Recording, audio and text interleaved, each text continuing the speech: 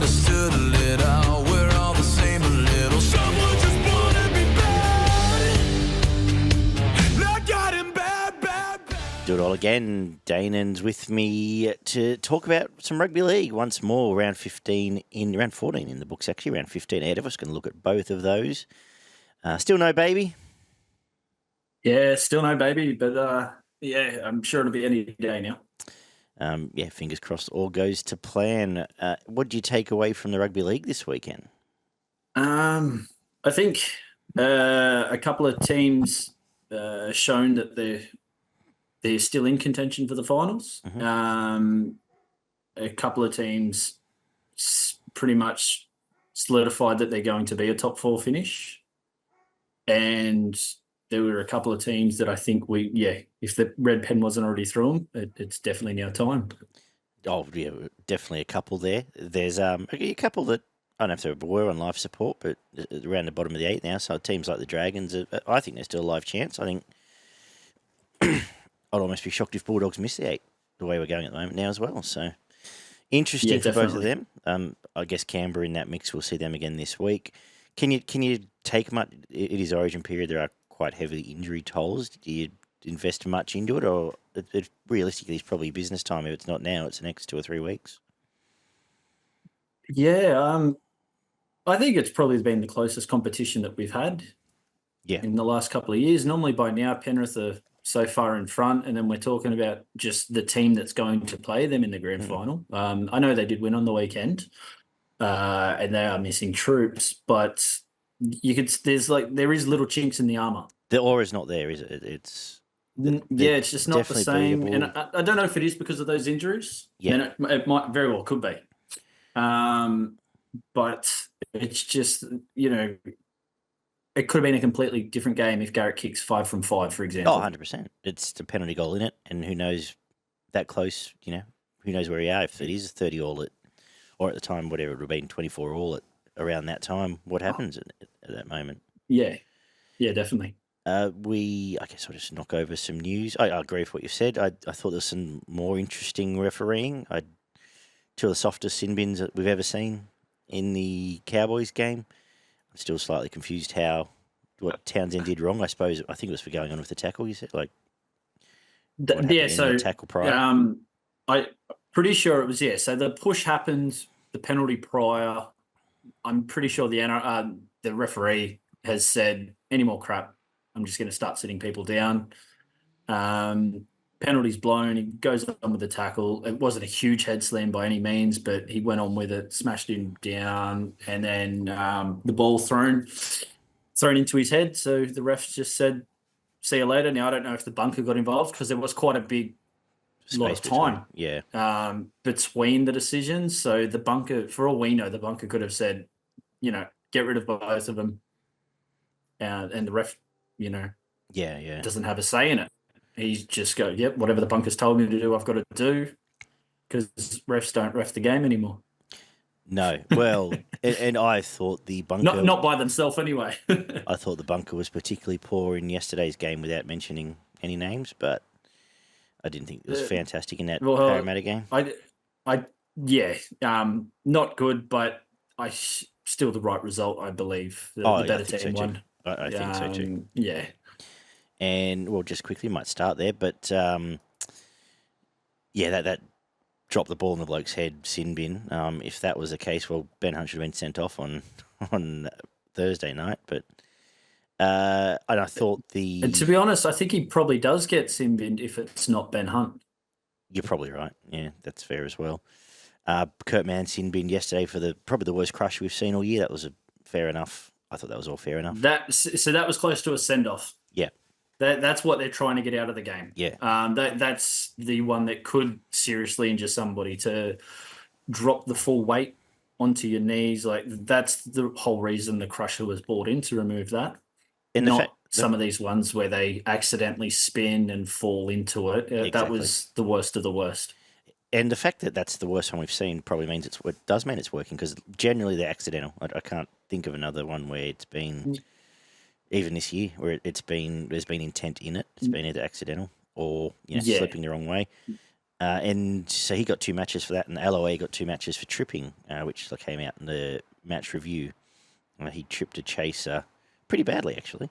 Was pretty blatant. So I don't know how that's not the trip used to be a send-off, and it still is up until New South Wales Cup, Queensland Cup. Yeah, and now it's just not in first grade. And yeah, they don't worry about it. It's just, yeah, mate, you've tripped him, all good. You'll see the judiciary during the week unless you take the early plea. Yep. Signing news: Tavita Pengai Jr. is now back in the NRL, but with the Dolphins. Any shocks there? Somebody said it on the radio. Pretty much, he was only ever going to go to a coach like a Wayne Bennett or a Craig Bellamy or something like that. He was never going to go to somebody else. It was always going to be one of them top echelon type coaches. Yeah. So the fact he's gone there, it is only for the remainder of this season, though, isn't it? I think so. Yeah. So it'll be deal. It'll be interesting to see where he's signed for, say, in 6 weeks' time. Well, I suppose it's his shop window, isn't it? He gets to put himself on display for a little bit. And that being the case, I'm sure he's looking at a Roosters or a Panthers, or, as you say, extending at Dolphins if that's what he's after. Maybe back at Souths. Maybe, hey, look, Bennett on the way. Wayne. Wayne, yeah. They could use him. Definitely. If he gets the best out of him. The only other news, Asil Kapoa has signed with Panthers, effective immediately, pending a physical. And, look, Richardson's clearing the decks is all I'll say, I think. There's he's potentially a diamond in the rough, if he gets in that system and we get the best out of him. He's talented, but we haven't seen the best of that necessarily to date. There has been improvement. He's put on some size, played back row, but I assume he'll be going there as cover for Alamonte, I suppose, or an edge forward if they really need him. Cool. I don't know what else to say about that one. Some bad injuries. Who did their ankle? I've just Preston was. Jacob. They're only saying 2 to 4 weeks. Yeah, it looked very bad. He was in a lot of trouble, and that was a major one of the weekend. You missed the Armstrong news. Oh yes, so he asked for his release, I believe. Yeah, so 2 weeks ago he knocks back the Roosters, signs a 2-year extension, and now he's off to Super League, or he's asked for his immediate release to go to Super League. Yes, that's right. Is it Layford?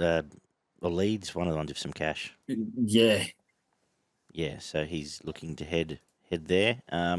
Interesting. I don't know if there's a cooling off period, but there we go. I assume it's just money from what I did read. I actually read it's the Knights planned on him being a winger. Right, okay. He must play fullback. Once Ponga's back. So yeah, and he just must want to play fullback. Okay. Fair enough. But not a lot of other news, really, apart from the interesting round 15 ahead, which we'll get to. But we might go to, well, you mentioned a press injury, and we've touched on it quickly. We might work backwards and see what you thought of the Monday public holiday game, 22-18. Bulldogs over Parramatta, which essentially, it was sort of a return to what we'd seen from Parramatta. They were okay for about an hour and then less okay. Yeah, the scoreline flattered the Eels, personally. Yes. I think the Bulldogs had 5 tries that were knocked back, all of them correctly, but a bounce of a ball or something. 4 of them were all like the final pass. So if the pass goes, like they were going to score. Yeah, pretty much. It was, it could have very well been a 50-point scoreline. Yeah. They were by far the better side. All you can kind of say is the Eels did take some of the chances that they were given. They started pretty good, had the Bulldogs on the back foot, and then just typical Parramatta things and let the Bulldogs back in. Stephen Crichton had the best game a centre's had all season. Yeah. Arcee was the pot plant for sure. He may as well not have played.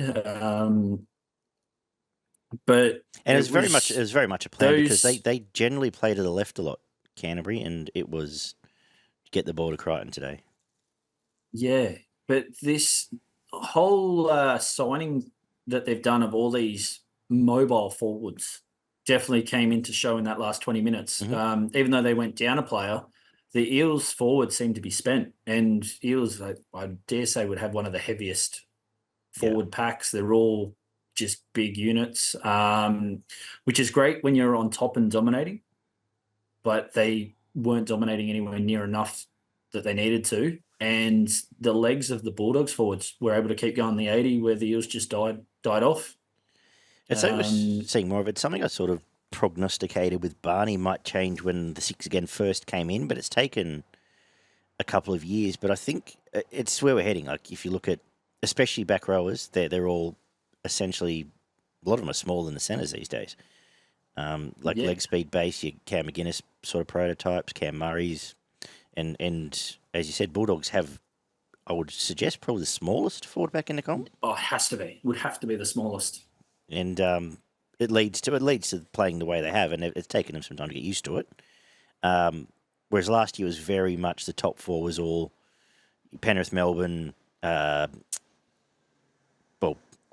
Warriors, and Brisbane were all based off size more than like. Even the Sharks, like you check well, the majority of pretty much every team last year that made the finals.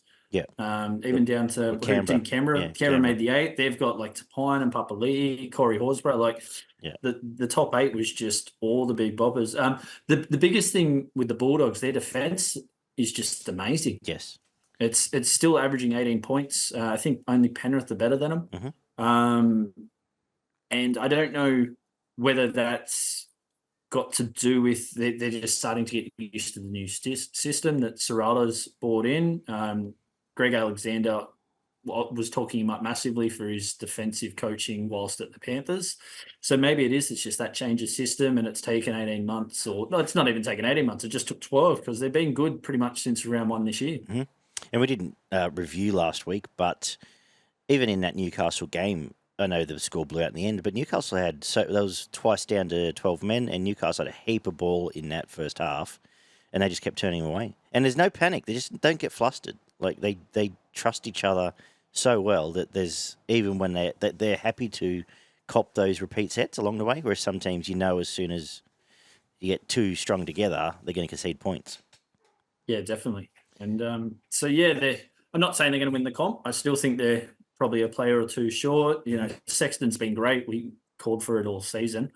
I still don't think they're premiership threat, but you win premierships on the back of your defence. So they're building towards, next year after, if they can continue this build, they're going to be threatening for a title soon enough. Absolutely. And you continue to, once you start getting that rep, it becomes easy to then go and find they probably need another, I know we talked about a smaller forward pack, but they could use just one strong middle, I think. And then if it was someone off the bench, somebody that can come on and just smash into them, like a Spencer Leniu come on after 20, 25 minutes and just bash the opposition for 15 minutes either side of the half. Well, bloke can use, and someone like Stefano, he's now going to it'll be easy to get across to the Bulldogs, having smelt some success rather than extend at the Tigers, I suggest, because he seems to be the one that is regularly discussed. I thought Connor Tracy was outstanding. Again, targeting at that right side of the field, but strength, pace, burnt poor Arcee himself a couple of times. And Blake Wilson benefited on the back of both the games of the players we've talked about. We finally saw a Burton bomb. I can't remember last time we saw one, and which would get another one that should have led to points if they're onside. They're just a fast, up-tempo, well-drilled team. They don't make mistakes when they throw the ball around. Everyone's in the right spot. They just do a lot of things right. But they were doing those things from round 1. It's just taken this long for it to really click. And perhaps having Sexton and a bit more direct has helped, I suggest. But a lot of those shifts they were doing in the trial games, now they're just doing them better. Yeah, definitely. The defence has been there all year, and it's just now some of the attack is starting to click, which does make them a threat. We saw... What do you take from Parramatta at all, if anything? Is it just we just treat it as we would have treated them 3 weeks ago? Nothing's changed. I've still got them, bottom 4. If it wasn't for your Tigers, I dare say they would be coming last. I don't see them winning more than 2 more this year, but they're 2 wins in front of the Tigers. So I don't see the Tigers winning, 4 more And to jump them. they've nearly dug themselves a Tigers-style hole where they've invested so much in 3 blokes, and whoever the new coach may be is going to then take 2 years to have to untangle the older forwards and this, that, and the other, that the issues are present. I think, so they need to sign a new coach this week. Yeah. And then that coach needs to look at that forward pack, because there's just too much money in big guys that are past their peak. Exactly. So there's, and I know Barrett's now officially gone on record saying he wants to do it, so we'll see what. A couple the more next few losses weeks will do. help that moving forward. 100%. But the cupboard's pretty bare. Like, even, you see the stuff around the Tigers. Oh, Benji shouldn't be doing this or that. Well, who else are you going to go get? Another failed coach? There's not a Wayne Bennett on the mark. I know they wanted Bennett, but I don't know who's in England. But yeah, there's no one else around really that's going to take that on. I know Checker. I think Checker's been the other one mentioned. I don't have us as bad as the Tigers yet. Oh, I know. I'm not saying that by any means. But you're not wrong. Like, there's not a lot of coaches that are jumping out of the ground right now to be NRL coaches. Mm. You're looking at your especially Holbrooks, maybe John Morris. They're going to have to walk in. Yeah, so whoever it is, they need to walk in. There needs to be at least 5 changes. Yeah.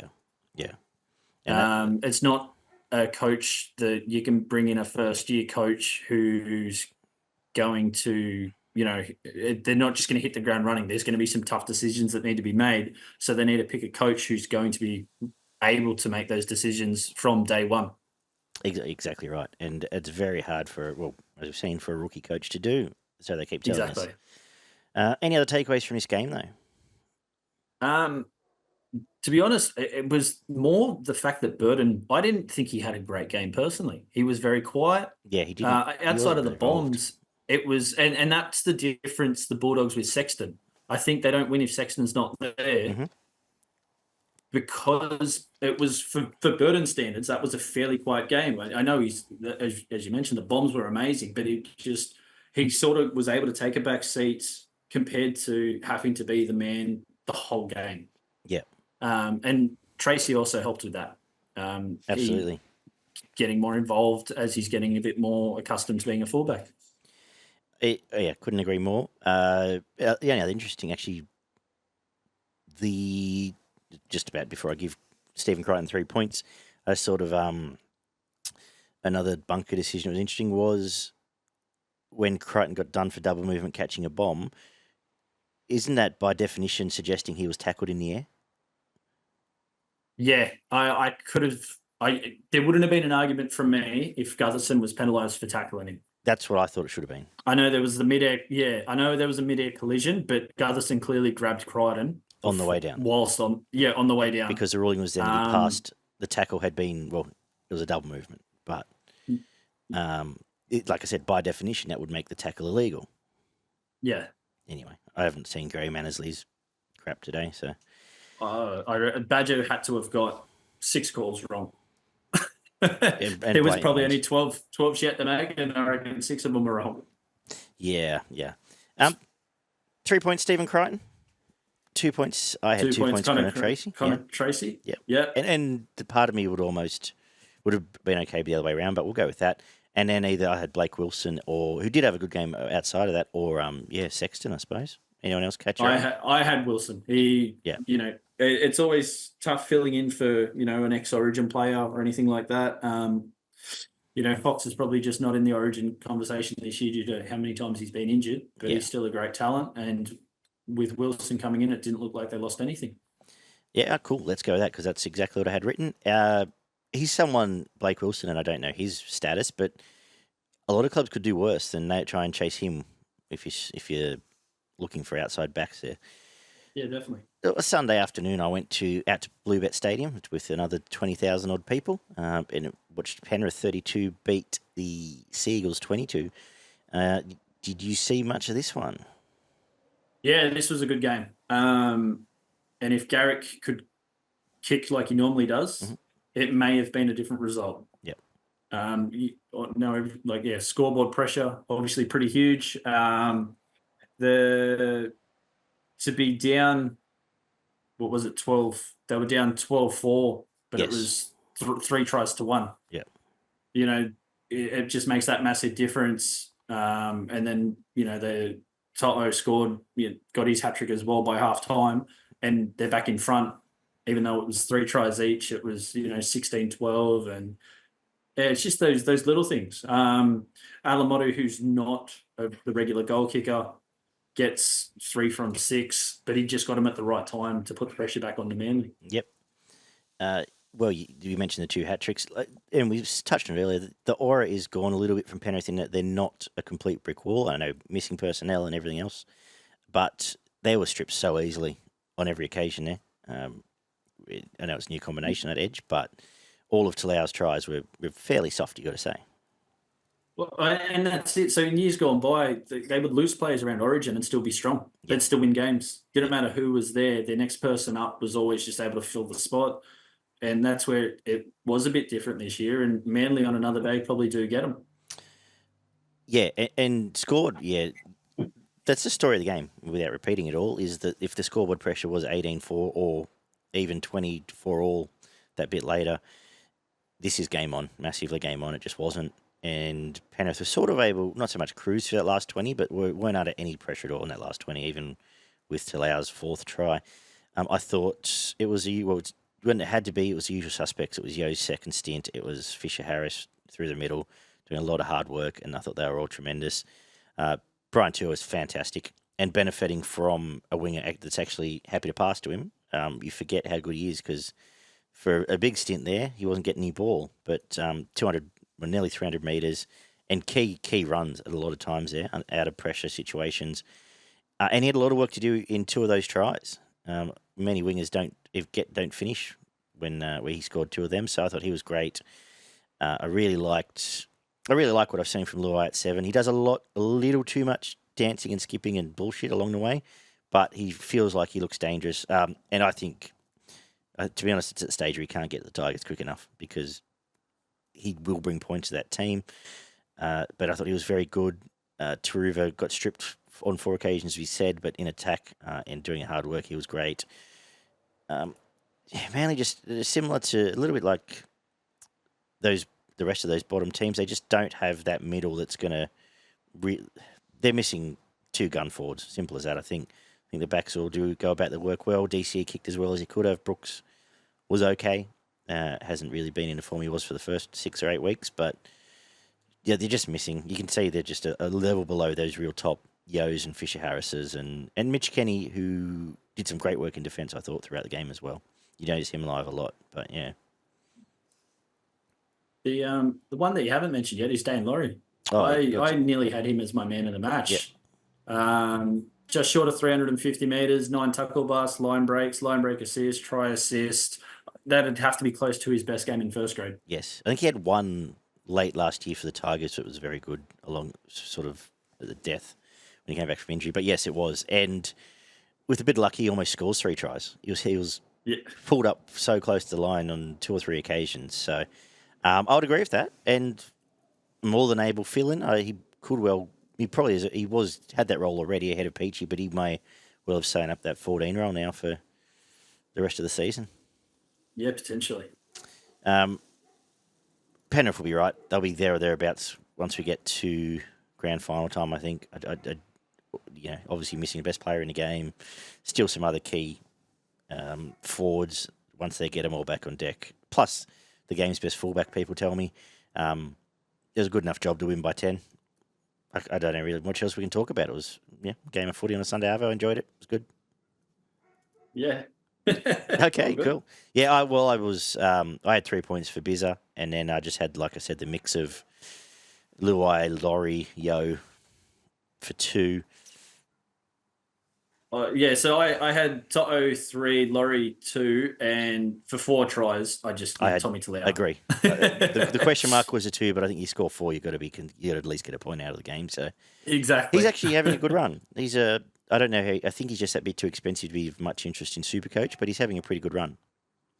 Just quietly, how does Garrett get 80 odd points or 90 I have points no idea when you miss 5 goals? That's what I couldn't work out given Alamot because Alamota had the same. I would have said an equivalent game and kicked all of them and It got felt 40 like it. because they both threw those last passes to lead to those tries on their respective wingers. Alamot had some good runs too. I think he's going to be his defence still isn't complete A grade, but I think he's going to be a good first grade. I think he'll fulfil the potential he had in that underage reps and that sort of thing. But I agree with you. I was slightly baffled. Him and Nico are just the king of unicorn points, genuinely. Yeah. Being at the game, I didn't get to see the other Sunday game. 36 points to 28, Storm over the Knights. The bits I saw on my phone in between felt like there's a lot of Melbourne momentum, and Knights would sort of get away with what they needed to in between. What do you take from the game? The biggest take from the game was actually the fact that Knights got 5 tries after not being able to score one against the Bulldogs the week prior. That's fair. It just, even though Melbourne won, it was very un-Melbourne-like. It was that Craig Bellamy probably, broke a chair and walked a hole through the floor from going backwards and forwards. It was, good teams win when they play bad. And I think that was a good way of summing that up. Melbourne didn't play good, but they were just able to outscore in what I thought was, it just seemed to be a fairly sloppy game. Wishart playing at 6 hasn't he become a revelation? Pretty good. Here's another one you wish definitely. you'd got cheap at around 240 6 weeks ago. Yeah, I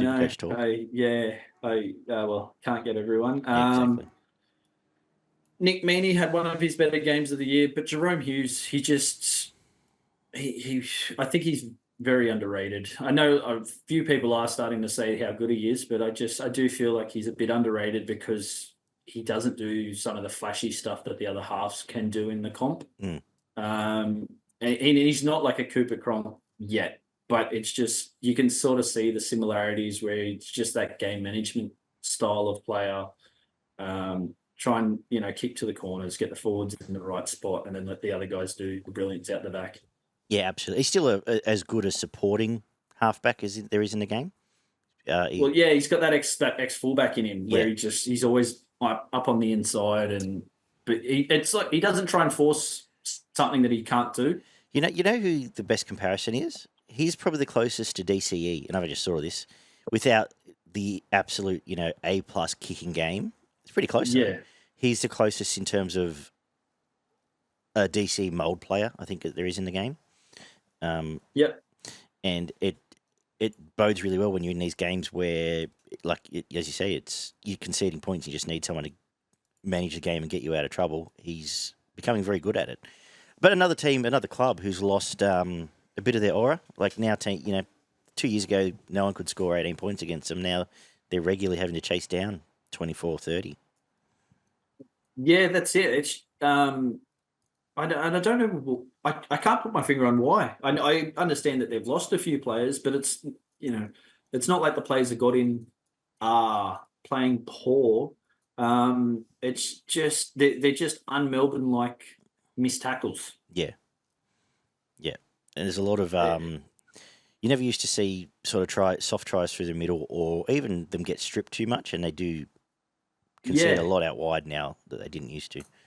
So it's an odd one because you look at their side on paper and it still is very, very strong. But it almost feels like they're just some games that will just score more points than you today. Yes, and that's been a story all year round. And they're that good that they can. Yeah, well, how many times have they got out of trouble? Even here, they got close and then kicked away. Had a bit of a gap, but again, there's late points conceded. I know you say. I think if you ask Bellamy in his heart of hearts, he would not be happy with their performances most of the year. Yeah, I believe that. Statistically, Gay Guy, another strong game. He's had a great run now. Lucas, a couple of tries. Grant Anderson maybe short up that wing spot. Thoughts on any of them? Dane Gagai, I did have as the night's best. He got unlucky not to score a couple of tries. He was just, and again, that's the type of thing that you were just mentioning. Like they don't normally get stripped on the edge like that, but he kept breaking tackles. 246 meters, 8 tackle busts, 2 line breaks. Yep. In a losing effort. Any other big standouts? Nothing much more. Like I, to be honest, I had Gagai as the best player in the losing side. Okay. Personally, Cool. Like that's it. Yeah, I really thought he played very well. And that was it. It was with Melbourne. It was just more of. It was just that team effort. We're just going to score more than you today. It was no one done anything amazing or anything like that. But where Gagai, he tried to carry the Knights on his back. It felt like. Yeah. It's almost like he was disappointed he wasn't playing Origin. True. Yeah, very true. Unfortunately, I don't think he's going to get a chance this year, barring injury. Yeah. Well, I'm happy to go with you then. I'll trust you here. So we'll go 3 to Gagai, and then how we're splitting up Hughes and Wishart and Meaney and co. Or? Yeah. So I had Wishart as 2. And then there was a handful of players. Anderson, again, as you said, potentially played himself into holding that position. Jerome Hughes, very good. And Josh King, I feel like he's just one of them underrated players. He's just like another typical Melbourne player. Yeah. Just comes in, gets the job done. No crap. Like whether it deserves 1 point or not, I don't know. But it's just he's just that central type player that Melbourne. Well, him and Katoa just don't have, and Christian Walsh, you'd almost throw in, just don't have bad games. You know what you're going to get. They might have better games than they had last week, but they're never bad games. Yeah, it's just like, they're never a 10 out of 10, but they're never a 5 either. No, they're always a solid 7.5. Above, they're always above average. Yeah. Yeah.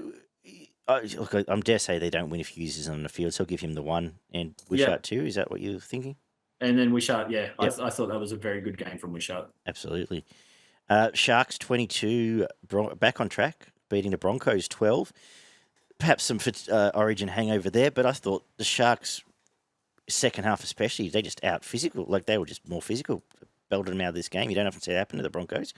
What do you think? Exactly what we said. Well, that's exactly what we said they hadn't been doing last week when we pretty much gave them no chance to win this. Mm-hmm. Just it was pretty. I'm pretty sure we were pretty close to those exact words. What happened to the Sharks forwards that were there to start the season? They haven't been there the last few weeks.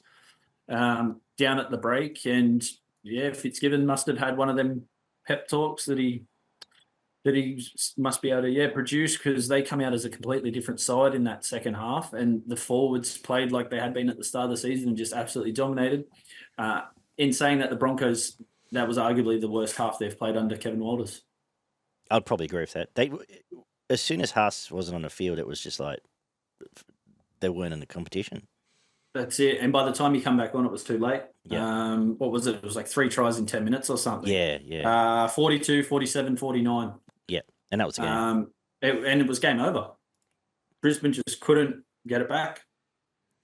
They, I think you've got to wrap it, because I've been critical of them the last 2 weeks. The back set up the forwards really well for the Sharks. I thought they all got through their hard work. Katoa, Mulatalo and co. all, 150 plus metres, all of them.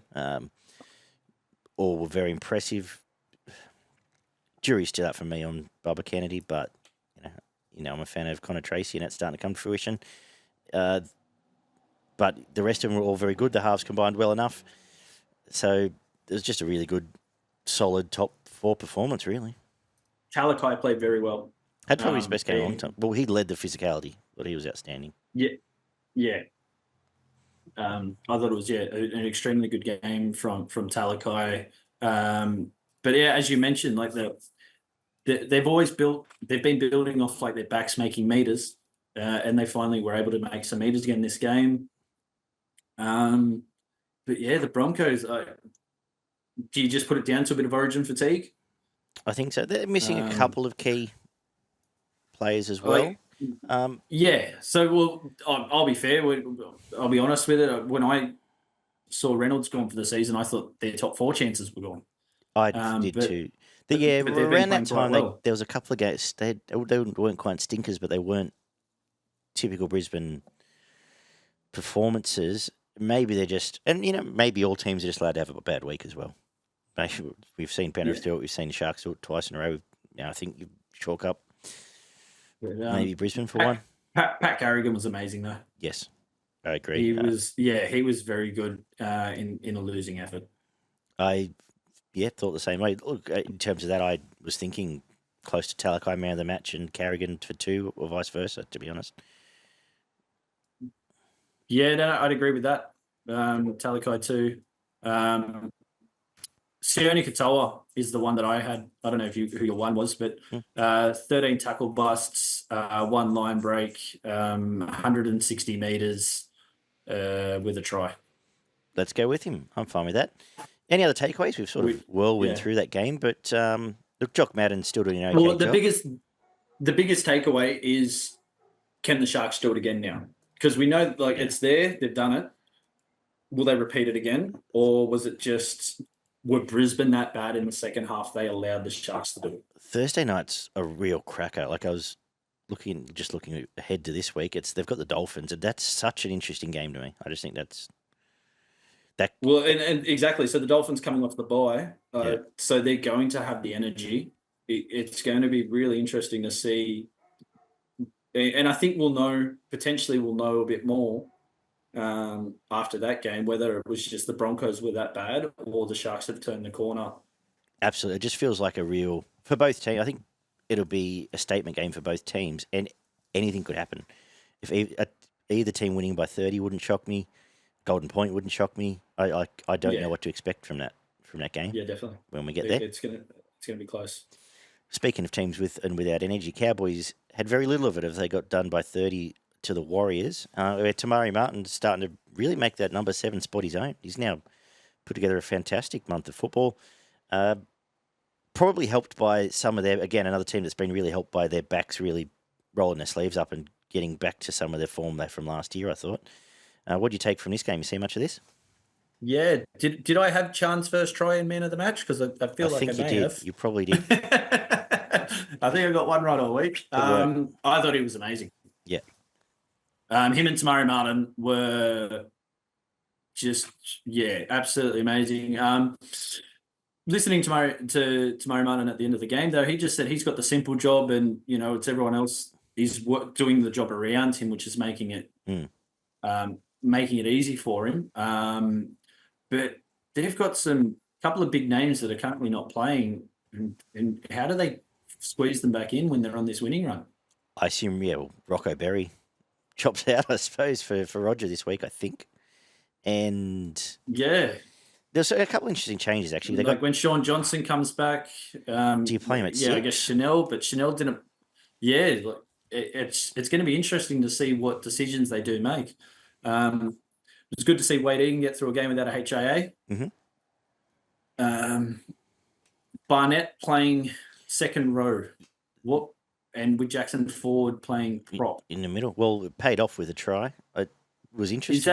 Is that potential origin, or is it just they've tried something different? I couldn't imagine. It was interesting when I saw the teams. I couldn't imagine you changing a club game plan just to get a bloke in origin spot, but maybe it would.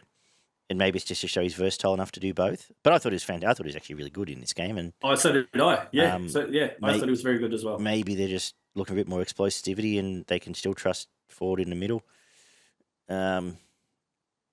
It's a good question. I guess we'll see where the next week or two heads. But perhaps it is an origin thing. But like I said, I couldn't imagine a team trying to get their season back on track, which they obviously have now, wanting to move a bunch of people around just to do that.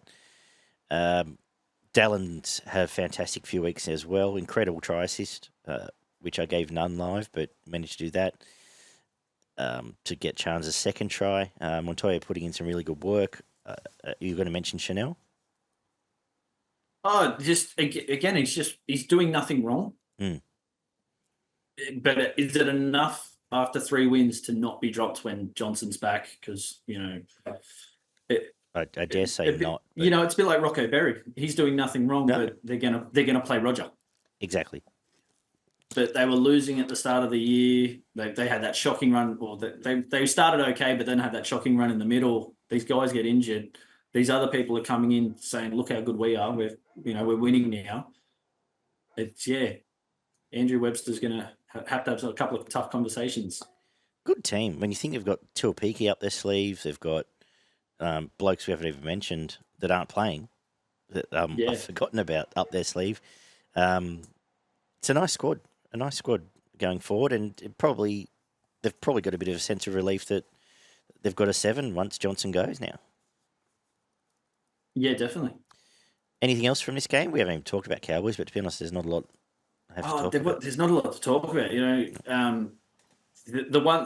The Origin guys that backed up all looked tired. I think that's just the easiest way to put it. Yeah. They were all below their best.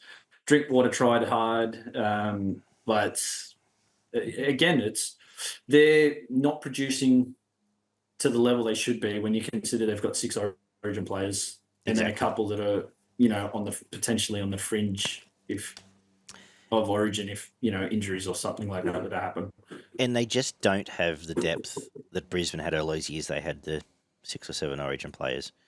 Yeah, it's definitely just a fact. And the thing is, we've seen it a fair bit recently, and I've said on the show that at the end of the day, really good first grade players, really good reserve grade players don't translate all the time to filling in these games.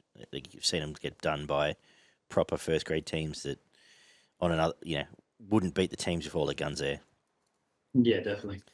Sounds like you want to give Chance 3, Tamari 2. Yeah, and there was a handful of Warriors. I don't even know which one to pick. Barnett was amazing. Dallin was good. Rocco Berry was good. Fanua Blake come back, had a point to prove after He was fantastic. being sat out of there's 6 of them. You got to pick the one.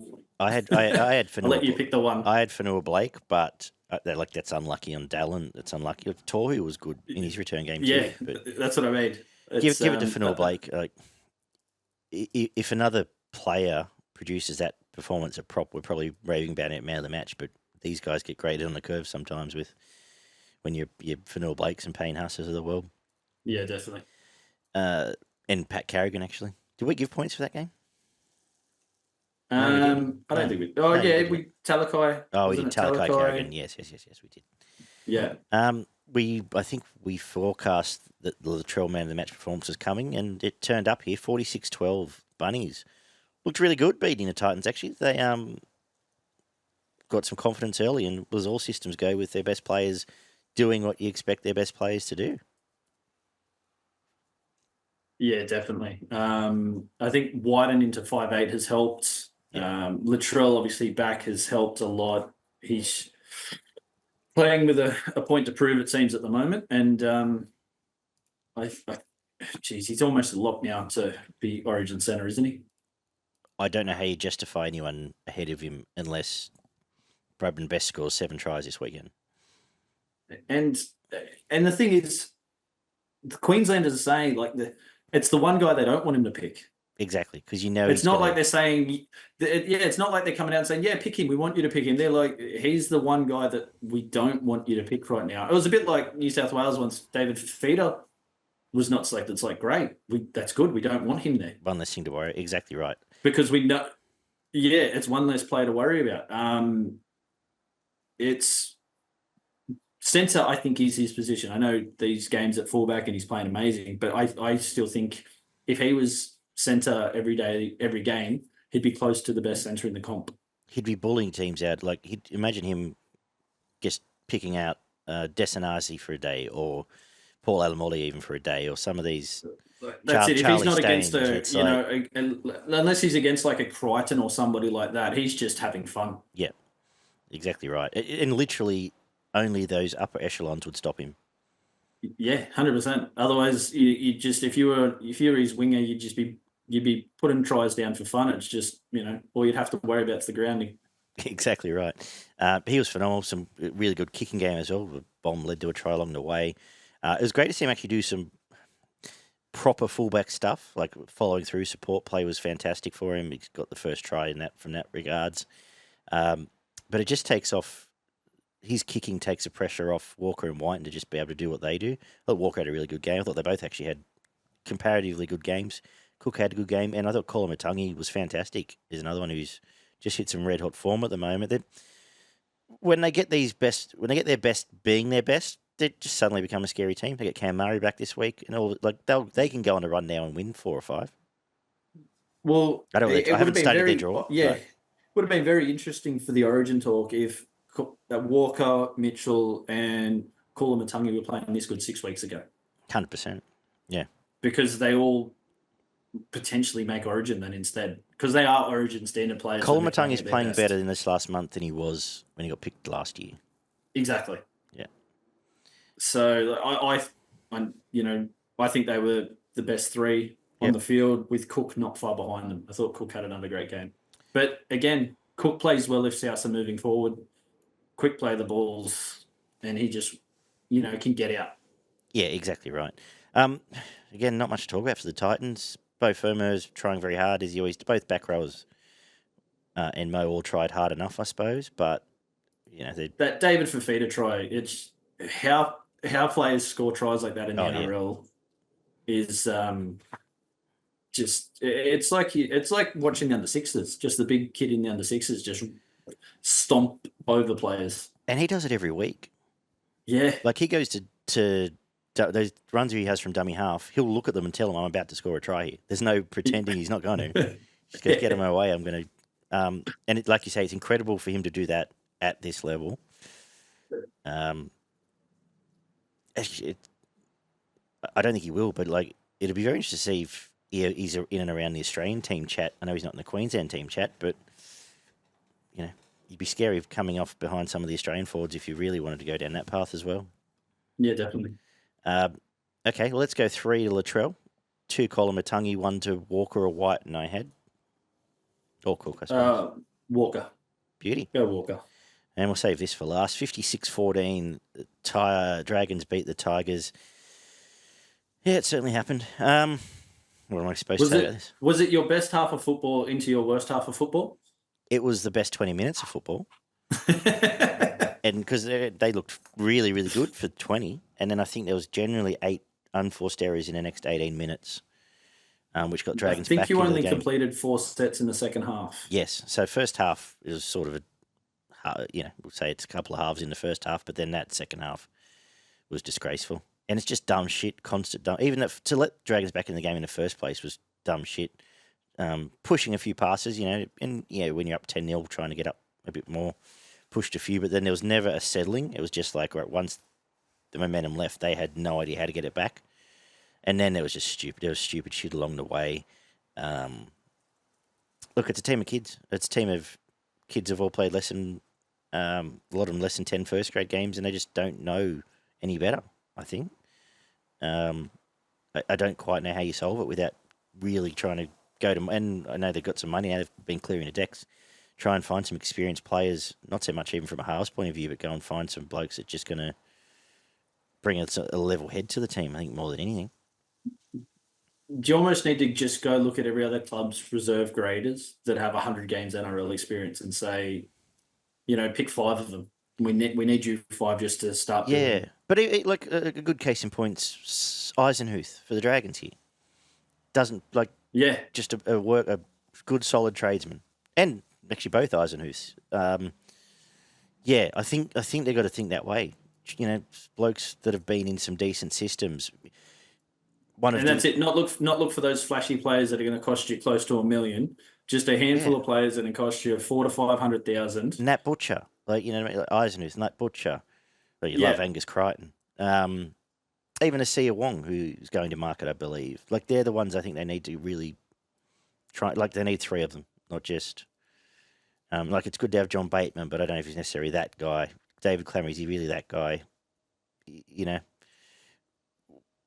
almost want you'd love to have Christian Walsh and, as I said, someone Christian Walsh and Josh King. So just a couple of blokes that are always going to be 7.5, and then you build your Samela Fainus into your flashy players around them. Yeah, exactly. I thought Appy tried hard, Galvin tried hard. I thought Safar was Tiger's best, just about 50 odd tackles. I know he has a little bit of stuff in him, but he's turning into that solid bloke that can play 250 first grade games and do it at a decent enough level. And that's the problem. They've all, because they're so inexperienced, they've all got that little bit of stuff. So, when you've got a team full of it, causes the issues that you saw. Yeah. If you've got one or two in your team, it's all right. You can work around that. Yeah, but when you've got 12 of the 17 players or whatever it is that have got less than 20 games, or whatever the crazy stat is, like it has to be the least experienced NRL team for I don't know how long. And it actually is. And the thing is, they're missing 12, maybe 13 of their top 30. And they're the players. They're your Batemans, Pupley, Caesar, the other centre, those sort of blokes.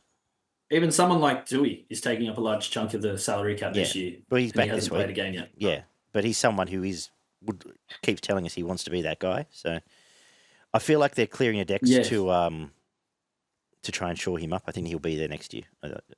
He's been told he's got a spot in the top 30. They just haven't given him money, you figure. But I think if they can offload Sullivan, you'll see Dewey on a better deal. Because they need him. They really did need him at this stage. Yeah, I think you guys have also had, I think there's been 9 sin bins this year for the Tigers. They have, and in 12 games. And they've all been different players. Yeah. And it's always dumb shit. 9 in 12 games, all different players. Mm-hmm.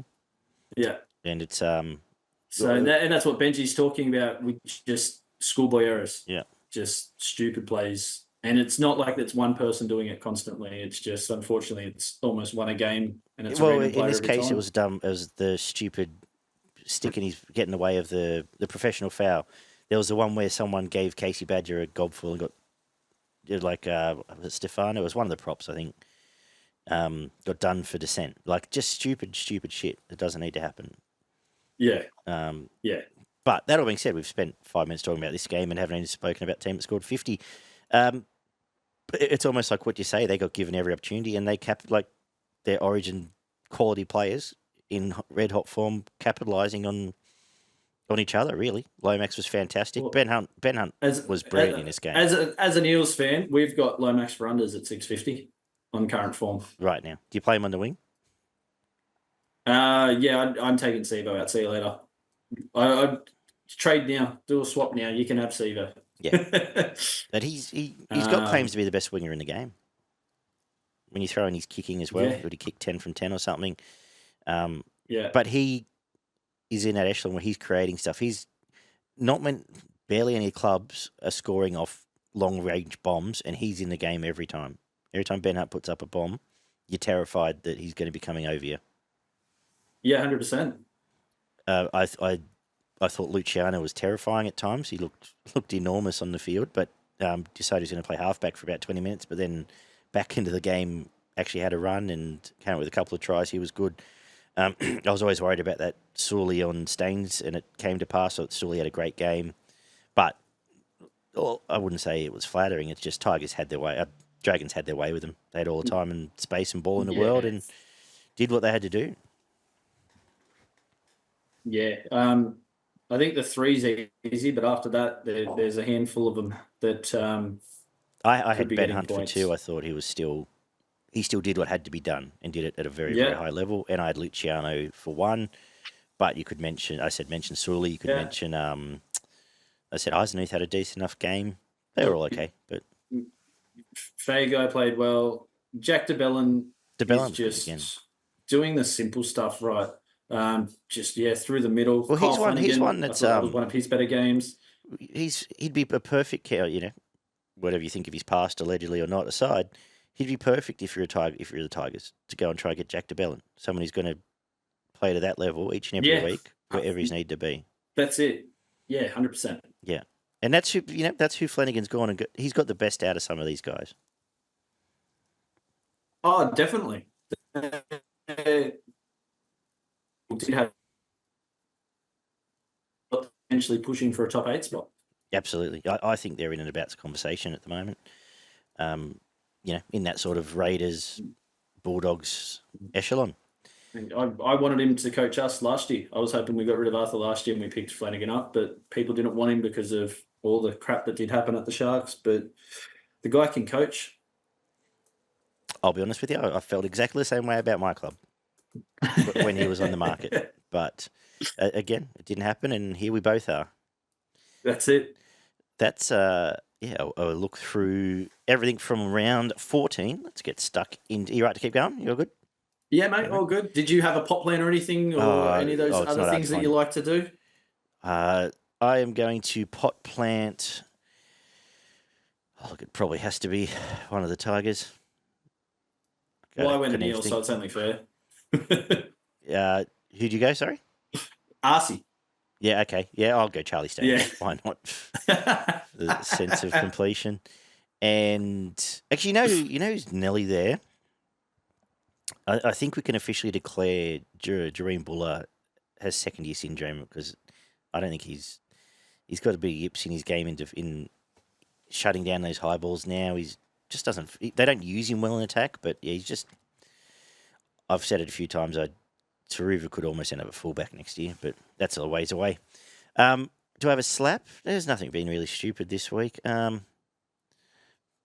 Let's have a look through here.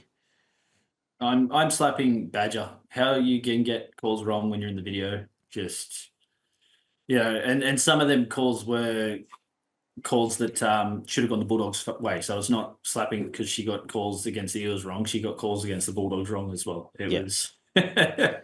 No, I agree. And